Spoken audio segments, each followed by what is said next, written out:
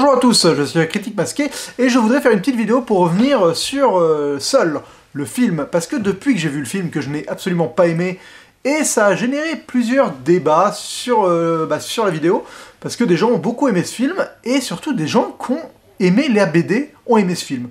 Donc ça m'a intrigué, et j'ai décidé de lire les BD. Donc depuis, j'ai lu toutes les BD de Seul, et donc, voilà, j'en suis au tome 10, qui est, je crois, le dernier tome sorti en date. Et honnêtement, j'adore la BD. Je trouve que la BD est vraiment géniale. Il y a vraiment un côté aventure, vraiment plus style Goonies que dans le film. Donc des espèces de collaborations entre des gamins. Les gamins sont plus jeunes, donc ça crée un peu plus cet effet-là. Il y a vraiment... les dessins sont enfantins, mais le propos l'est pas du tout.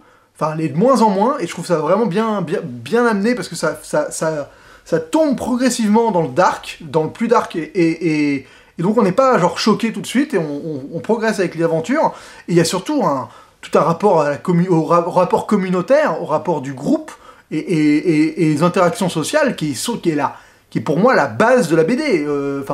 Et c'est drôle parce que, en lisant cette BD, je me suis vraiment dit, le film, j'avais pas aimé le film, et là je me mets à détester le film. Pour moi, le film est vraiment une adaptation, mais de merde. Mais une adaptation de merde. C'est-à-dire qu'en fait, je me rends compte que dans l'adaptation, le mec a été fasciné par le côté vide. La ville est vide. Et quand tu lis la BD, c'est pas vraiment ça, la BD. Enfin, la BD, elle tient... Alors après, on va me parler de budget. Alors, je vais rapidement expliquer les majeures différences. Je vais spoiler, pas beaucoup, mais bon. Les grosses différences entre la BD et le film. Donc, dans la BD, déjà, il n'y a pas d'introduction de personnages. Il n'y a presque pas de background. Je vais prendre le tome 1 qui est là. On a 5 personnages principaux. Et ils sont tous introduits. Est-ce que c'est pas trop dark? Voilà, il y a une page par personnage avant l'événement qui fait que la ville disparaît. Une page pour Layla, une page pour Camille. Voilà, et à la fin, donc on a une page chacun. Pof, peut-être Doji, on a 2 pages. Donc déjà, il donne un peu plus d'importance à Doji. Hop, la BD commence. Hop, les enfants se rencontrent. Donc on est vraiment page 12, il y a eu 7 pages avant. Donc il y a eu 7 pages avant que les enfants se rencontrent et qu'on découvre que la ville est vide. Dans le film, il doit bien y avoir un quart d'heure, 20 minutes d'introduction sur Layla, seulement Layla, ok. Et après, il doit y avoir encore 10 minutes de Layla toute seule dans la ville avant qu'elle rencontre une personne, qui est, je crois, qu'elle rencontre d'abord Teddy et Camille, je pense. Et c'est là où je me dis, mais déjà, ce procédé est étrange, de décider que dans un film, où là, ce qui est intéressant, c'est que t'as pas d'introduction, tu rentres direct dans l'univers, pof, t'es avec ces personnages, et t'apprends à les connaître au fur et à mesure du fait qu'ils vivent dans cette ville vide. Dans le film, de se concentrer sur Layla, vraiment, en lui donnant une backstory qui n'a pas vraiment lieu d'être avec son frère, je comprends pas. Je ne comprends pas qu'est-ce que ça vient foutre là. Ça n'a rien à voir avec la BD. C'est vraiment un ajout qui, pour moi, n'a pas de sens, n'a aucun intérêt. Quel est l'intérêt de rajouter cette espèce de backstory avec le frère dans le coma, qui est à 2 doigts de mourir, avec une... Alors après, c'est peut-être pour faire dans la suite du film, parce que dans la BD, ça n'a pas lieu d'être. Et je comprends pas comment tu peux prendre une liberté d'introduire un truc comme ça, en pensant que tu vas enrichir ton propos, alors que ça vient juste parasiter ton histoire. Je suis vraiment perplexe sur plein de choix qu'il a fait. Alors après, mon deuxième point, c'est donc, chaque BD... Il a décidé d'adapter dans le premier film, les 5 premiers tomes, qui sont donc la fin du premier cycle. Ce qui se passe dans les BD, c'est que chaque BD, c'est feuilletonnant, c'est-à-dire que le 1 va suivre, enfin, le 2 va raconter une histoire qui suit le 1, et ça suit vraiment, mais chaque BD se concentre aussi sur une mini-aventure, qui quand même clôt plus ou moins la BD sur l'ensemble. Donc dans le 1, il y a toute une histoire avec des animaux. Voilà, il y a tout le côté survie dans le 1 qui fonctionne bien, et il y a le côté où ils découvrent des animaux, des rhinocéros, ils découvrent plusieurs petits trucs. Bon, je comprends qu'en termes de budget, ils n'ont pas pu faire le truc avec les rhinocéros. Mais grosso merdo, donc dans le film, on va dire que le 1, ça va être les 35 premières minutes, parce que si je me gourre pas, le 1, ils finissent, voilà, il y a un tigre, ils ont été dans les bureaux du père d'Ivan, là, et après, ils se barrent, parce que voilà, voilà, il y a toute une aventure avec un tigre. Donc ça, on n'a pas ça dans le film. Bon, c'est pas grave, ils se sont concentrés sur le deuxième BD. La deuxième BD, c'est celui avec le maître des couteaux. Le maître des couteaux. Alors, donc ça, c'est au final le méchant principal du film, on va dire. toute proportion gardée, parce que justement après il y a Saul, mais je vais en parler. Donc c'est, dans la BD, d'un coup, ils continuent leur petit périple, ils vivent à l'hôtel, donc ça, il y a ça dans le film. La BD se concentre beaucoup moins sur le côté on kiffe notre vie à être seul dans la ville, je trouve. Genre ils prennent pas 50 voitures différentes, tout ça, ça intéresse pas trop, et surtout la ville est beaucoup moins imposante, c'est une petite ville de province presque, et il n'y a vraiment pas ce côté fascination pour cette grande ville vide. Elle est beaucoup plus abordable, la ville, et je trouve ça presque dommage que dans le film, ils aient choisi de montrer Paris, la banlieue, enfin, qu'elle soit hyper vaste, alors que là, dans la BD, je la trouve beaucoup plus petite, enfin, j'ai l'impression qu'elle est plus petite. Après, c'est peut-être une impression parce que c'est de la BD. Donc, ce que je disais, c'est que dans le 2, il y a le maître des couteaux, qui est un personnage, donc un peu mystérieux, qui est masqué, et qui finit par attaquer Doji. Alors, mais déjà, les actions qui se passent, c'est là où tu te dis c'est quand même triste, sont, mais tellement mieux, enfin, tellement plus impressionnantes. Alors, ok, c'est de la BD, ils peuvent plus de liberté, mais genre, Doji se fait attaquer, il y a genre une espèce de poursuite de ouf, où il finit sur les toits, tu vois, sur des toits, et genre il finit à 2 doigts de tomber, et au final il tombe, et enfin, il se passe vraiment plein de trucs, tu vois, genre, et ça, pourquoi dans le film il n'y a pas? Pourquoi quand le maître des couteaux attaque, t'as pas une vraie scène où genre, enfin juste ça, je vous demandais juste cette scène-là, cette scène d'action sur les toits, et tu vois, pareil, quand le maître des couteaux arrive, à un moment à la fin il arrive vraiment, dans le film, cette scène m'avait dérangé, je la trouvais minable quand Layla se fait poursuivre par le maître des couteaux, qu'elle s'enferme dans le placard, qu'elle est là, elle vise la porte, le mec il plante la porte et elle tire pas. Là, il tire les gens. Alors il les rate, c'est une BD, ok, parce que Yvan il sait pas tirer et tout ça. Mais au moins il se passe des choses. Yvan il se fait planter. Enfin tu vois, il y a des trucs. Enfin, et le combat est violent. Doji, enfin, je trouve ça chelou que dans une BD, t'arrives à avoir de l'action qui est plus sympa que dans le film. C'est quand même là-dessus que le film est supposé être supérieur. Sur l'action, sur les... Et je trouve ça bizarre que les actions soient aussi nulles dans le film. Alors que là, il y avait déjà 2 séquences d'action qu'il a pas voulu mettre, qu'il a changé d'une manière, qu'il a adouci, pour après finir par une scène super gore, où Doji est planté, pendu, crucifié, enfin... je ne comprends pas ce qu'il a compris du film, enfin de la BD, pourquoi il garde ça. Pour moi, par exemple, c'est la scène du tunnel qui est symptomatique de ça. Les mecs débarquent dans le tunnel, ils voient Doji planté, ils le sauvent, ils se font plus ou moins tirer dessus, sortis de nulle part. Enfin, pourquoi avoir choisi cette scène d'action-là, alors que t'en as une où Doji se fait attaquer de manière... C'est pour avoir créé ce côté Doji, c'est un mec solitaire, il veut pas rejoindre le groupe, alors qu'il n'y a pas du tout cette problématique dans la BD. Dans la première BD, c'est un mec solitaire, mais qui a du mal à être avec le groupe, mais il est quand même tout de suite avec le groupe, enfin tu vois. Et c'est le fait que quand il se balade seul, il se fait attaquer, mais on est avec lui pendant cette attaque. Je trouve ça bizarre d'avoir ellipsé ça et qu'on arrive en cours. En plus, ça fait vraiment... ils tombent tous au même endroit comme par hasard. Ça m'a pas plu encore une fois. Ok, après, tome 3. Le clan des requins. Alors là, ça c'est pour moi, c'est là où le film décide carrément de faire cacahuète. Tome 3, il se barre de la ville, nos trois compères. Il n'y a pas le nuage, tout ça dans la BD, il n'y a pas. Laissez tomber, donc il se barre. Sauf que la ville...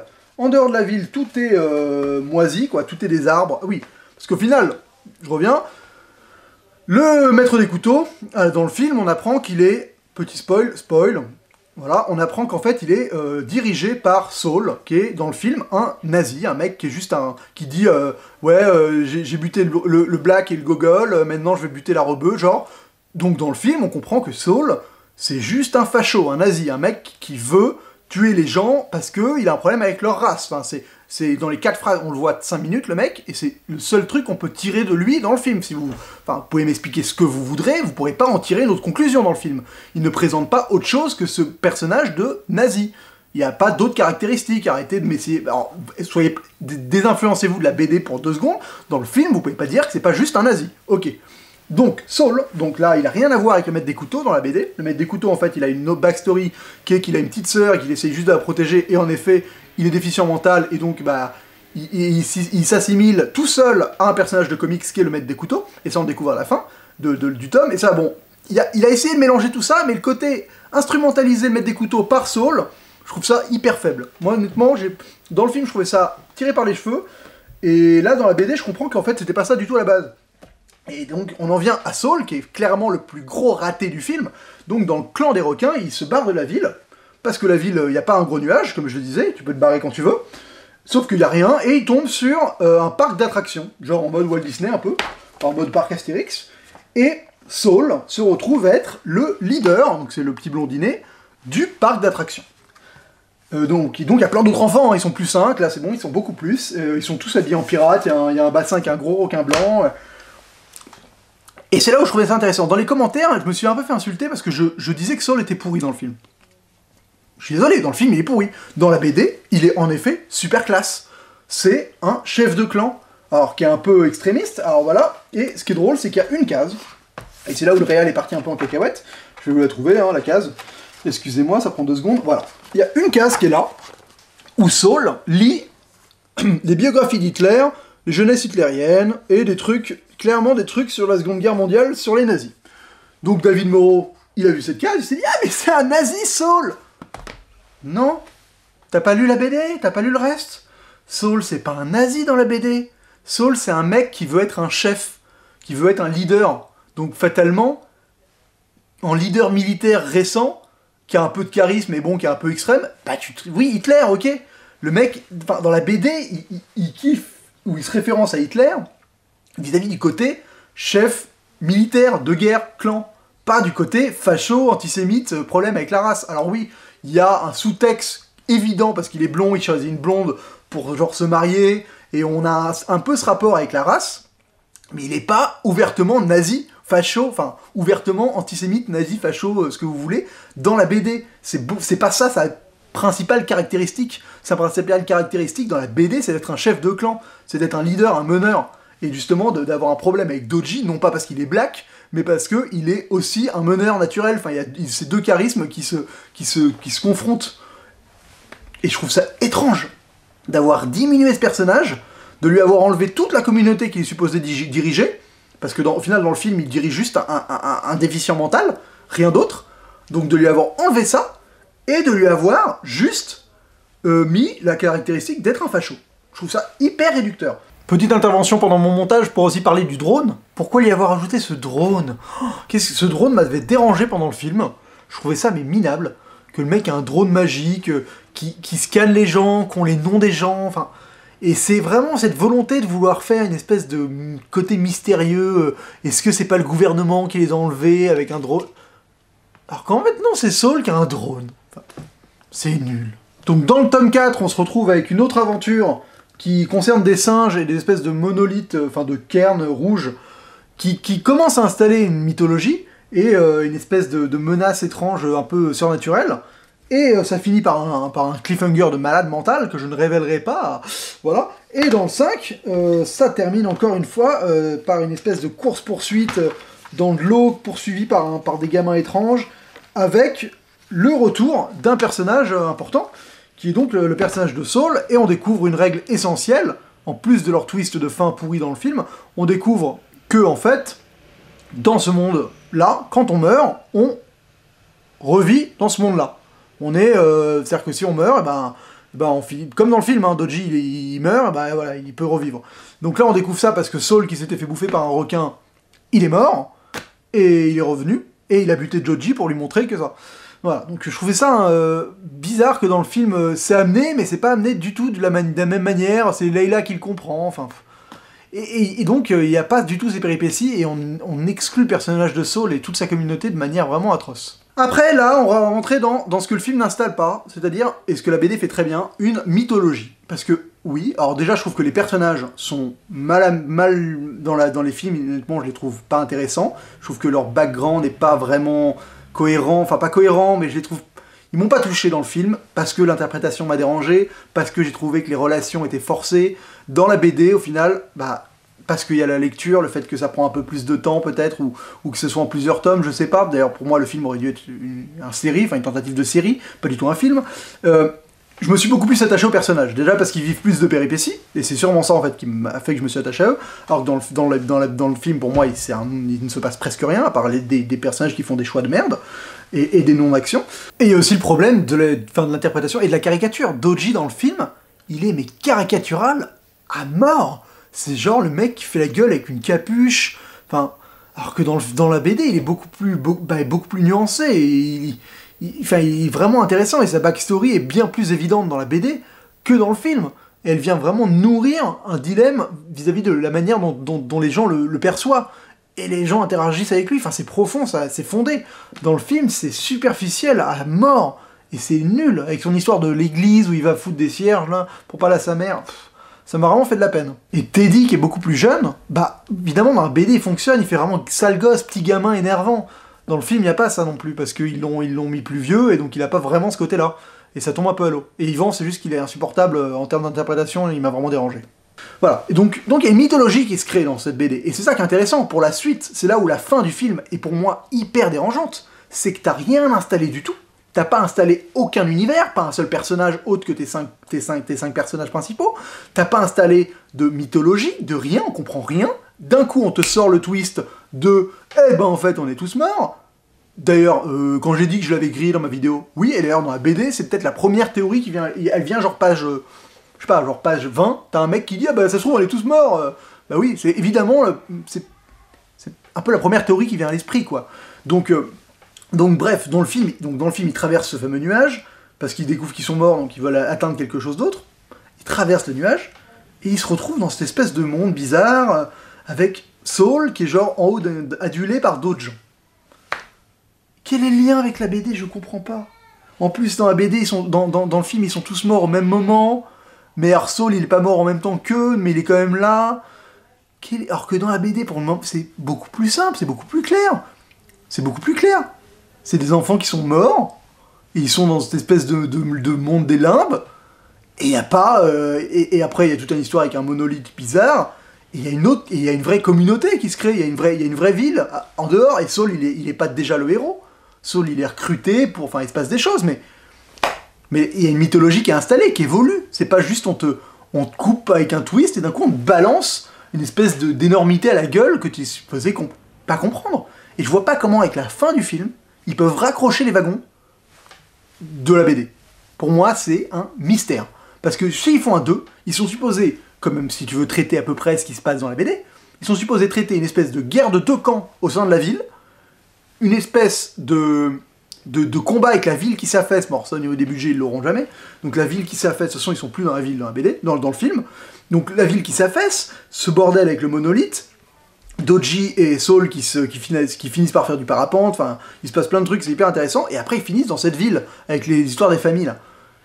Et cette ville, Saul, il est... Comment tu fais? Comment tu raccordes ce que t'as terminé dans le film avec tout ce qui est écrit après? Je comprends pas. Je ne comprends pas. Je ne comprends pas ce processus d'avoir décidé de finir le film sur ce cliffhanger-là, qui est proche, mais tellement éloigné à la fois de ce qui se passe dans la BD. Avec cette ville qui a pas de gueule dans le film, qui ressemble juste à un Olympe pourri, alors que dans la BD, c'est une espèce de ville médiévale, antiquité, beaucoup plus ville. Là, dans le film, ça ressemble à rien, t'as l'impression d'arriver dans un stade, presque, avec Saul qui est genre adulé. Je ne comprends pas comment ils raccordent les trucs. Voilà. Donc, honnêtement, pour ceux qui ont aimé le film et qui ont aimé la BD, j'aimerais bien que vous m'expliquiez fondamentalement en quoi vous considérez que c'est une bonne adaptation, en quoi vous considérez que le mec a transcendé le matériel de base avec cette BD. Je comprends pas, la BD est vraiment bien, je suis totalement d'accord avec ça. La BD est super. Il y a vraiment une espèce d'aventure, gamin qui évolue, ça tombe dans le Darkos, c'est mythologique, il y a vraiment une mythologie qui se crée, un univers, t'as envie de connaître la suite parce que t'as des mystères, mais t'as des vrais personnages qui ressortent aussi, et encore une fois, je me répète, mais une vraie mythologie dans le film, il y a que dalle, voilà, il y a rien. Alors, à quoi sert le truc du frère de Leila? À quoi ça sert? Le coup de la fête foraine où ils sont tous morts, en fait ils étaient là au même endroit, ils sont morts au même endroit, et après je repars dans mes délires à la con, mais le coup du finalement on retrouve nos affiches morts. Moi honnêtement quand j'ai vu dans le film, je me suis dit c'est de la merde, c'est ridicule, mais si c'est comme ça dans la BD, bon ça doit avoir une justification, mais c'est pas comme ça dans la BD. Ils apprennent pas qu'ils sont morts comme ça à coup de flashback, non, ils se souviennent tous de leur manière dont ils sont morts de manière différente.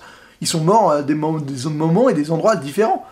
Peut-être le même jour, mais ils sont morts, il y en a une qui est tombée de la fenêtre, il y en a un autre qui a fait une pneumonie, enfin, un autre accident de voiture, enfin... Et ça aurait été une scène de ouf à faire dans un film. D'un coup, t'as 5 personnes qui ont un flashback de leur mort. C'est beaucoup plus intéressant que de faire une espèce de pseudo-scène dans une fête foraine où on retrouve une affiche avec ta gueule, avec marqué que t'es mort dessus, alors que théoriquement t'es mort avant que l'affiche soit faite. Voilà, ça m'a gavé. Bref, c'était ma petite coup de gueule pour essayer de comprendre pourquoi j'avais détesté le film, alors que j'étais sûr que la BD allait être bien. Écoutez, pour le coup, oui, la BD est géniale, le film est nul. Et le film, donc, en plus d'être un mauvais film, est une adaptation de merde. Voilà. Je le maintiens. Enfin, je le maintiens pas, je l'avais pas dit parce que j'avais pas lu la BD.